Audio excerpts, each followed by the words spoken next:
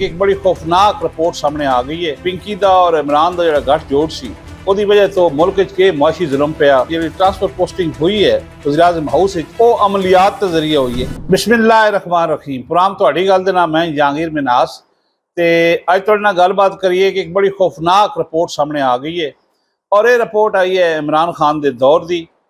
और उस वक्त जनाब पिंकी दा और इमरान का जिहड़ा गठजोड़ सी ਉਹਦੀ वजह तो मुल्क के मुआशी जुल्म पिया, करप्शन किधर चली गई और जनाब GDP की शरह जनाब 375 बिलियन डॉलर तो कम होकर 275 से आ गई।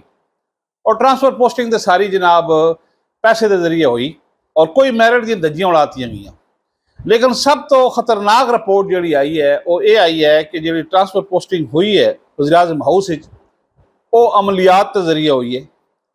और एक और बड़ा वड्डा जनाब काम ये पिया है कि जो चिड़िया घर सी वो महज जानवरों की इमरान खान की हुकूमत मुदाखलत की वजह तो शिफ्ट करता गया, बल्कि खत्म करता गया। सिरे तो किसी ने पता ही ना सी, रातों रात चिड़िया घर गायब हो गया। ये बड़ी दिलचस्प स्टोरी है। चिड़िया घर के जानवरों के बारे पिंकी पीरी ने इमरान खान को दसिया है कि ये जनाब थोड़े इकतदार थे इतने फासले जो जानवर ये रात को बोलते हैं और ये थोड़े इकतदार वास्ते खतरा। लो जी, इमरान खान जड़ा पूरी दुनिया वैसटर्न यूरोप तो कहना जी मैं बड़ा बखूबी अगाह मगरबी माशरे तो वो पिंकी पीरी साहबा दी गल्लां च आके और उन्होंने अमलियात का असर लैके उन्हें रातों रात वजारत दाखिला ने हुक्म दिता कि चिड़ियाघर गायब कर दो।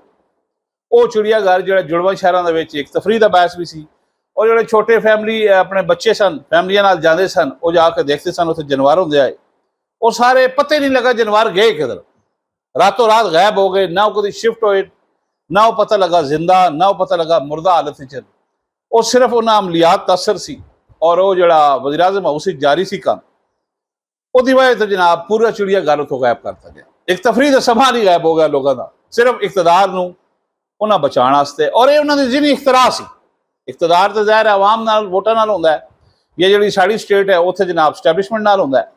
लेकिन ये जनाब गेम पई और जो रिपोर्ट आई वो ये आई कि जनाब न्याजी साहब के दौर ट्रांसफर पोस्टिंग के सरेआम पैसे दिते जाते सन और जनाब जो अहम अहदा दिता जाता सी उस वास्ते अमल किया जाता सी और उस अमल के नतीजे आरूफ वेखे पैंदे उसदे नाम के पहले और आखिरी और फिर उसका हिसाब होंदा सी और फिर उस अफसर नूं लाया जाता सी। उहदे विच जनाब CSS काबलियत मैनेजमेंट कोर्स बार कोर्स एक कोई मैंने ना सी रखता। एक नवा काम पे इस मुल्क। और एक गल ये भी है कि लोग सवाल उठाते हैं कि एजेंसियां उल्ले कोई सुतियां सन, क्योंकि जनरल फैज हमीद साहब इमरान खान की अख तारा सन, वो DGI सन, एजेंसियां की करना सी। लिहाजा ये जनाब वज़ीर आज़म हाउस अमलियात का अमल होता रहा और कई जिंदा मुर्गियां जलाता गया। इतने तो लोग चलो बारबेक्यू बना लेंगे, कोई चिकन बोटी कर ली, कोई मलाई बोटी कर ली, वो पूरी दी पूरी मुर्गियां जनाब उतो तल दित्तियां गई अमलियात के चक्कर। उन्होंने उतो जनाब खाल उतार के ते उहदे पत्थर जलाया गया, साड़िया गया, उहदा धूनी दी गई है। वज़ीर आज़म हाउस के दरवाज़ियां तय उहदियां जनाब खिड़कियां तय उहदियां जिहड़ियां होर राहदारियां सन उत्थे और उन्होंने धुएं की वजह तो उन्होंने कहा जी तुहाडा इकतदार क्या है। बुशरा बीबी ने इमरान खान नूं और वो जिहड़ा मैं तुहानूं दस रहा कि वैसटर्न जिहड़ी सोसाइटी तो बड़ा मुतसर सी और उत्थे रहा जा रहा वो इन्हां दीयां गल्लां च आ गए, पूरे का पूरा जनाब सिस्टम दे विच फस गया। और इस तरह वज़ीर आला पंजाब की तैनाती हो बड़ा सूबा सी, पंजाब तो काम खराब शुरू होया तरीके इंसाफ का, उसे बुजदार नूं लाता गया। वो ऐन का जनाब कढ़िया गया सिस्टम कि ऐन उहदे पहले हरफ होना चाहिए और वह बुजदार ऐन के चक्कर पूरा सूबे नूं कायम कर गया। और ऐसी मैनेजमेंट हुई सूबे दे विच, ऐसियां पॉलिसियां आईयां कि दुनिया हैरान रह गई, ब्यूरोक्रेसी हैरान रह गई। आर्डर दिता गया जनाब सारियां समरियां अंग्रेजी के बजाय उर्दू च होके आनगियां, ट्रांसलेट होके आनगियां। वो पूरे का पूरा इंफ्रास्ट्रक्चर एक उधर लगा रहा, तरक्की की बजाय एक बुजदार नूं समझाण ते लगा रहा और बुजदार नूं समझ नहीं आई और सूबा डुब गया।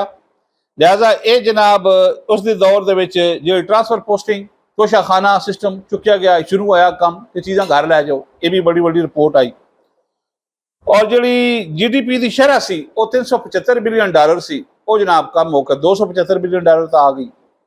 उस तो बाद मुल्क दे विच टिक टाकर का एक वजूद आया, एक उन्होंने अरूज मिला, एक औरत जी अजकल UK है और वो बड़िया उहदियां तस्वीरां उहदियां आ रही है, उसनूं वज़ीर आज़म हाउस लिया गया और उत्थे जनाब टिकटाक बनवाई गई, उसनूं वज़ीर आज़म दी सीटां ते बिठाया गया और पूरे पाकिस्तान नूं टिकटाक वाले पासे ला दित्ता गया। दसो 7वां बड़ा जनाब फौज वाला मुल्क, एटमी मुल्क और 4 जनाब सूबियां दे विच बेहतरीन मौसम, बेहतरीन जनाब इत्थे वसाइल और मुल्क किहड़े पासे लग गया। हुक्मरान के जे आए और के जनाब सरमायाकारी होनी सी और के मुल्क की तरक्की होनी चाहिए, नहलां ते दहरे लाते गए, पूरी दी पूरी ब्यूरोक्रेसी चेंज करती गई और अमलीयात ते पूरे का पूरा मुल्क चलता रहा।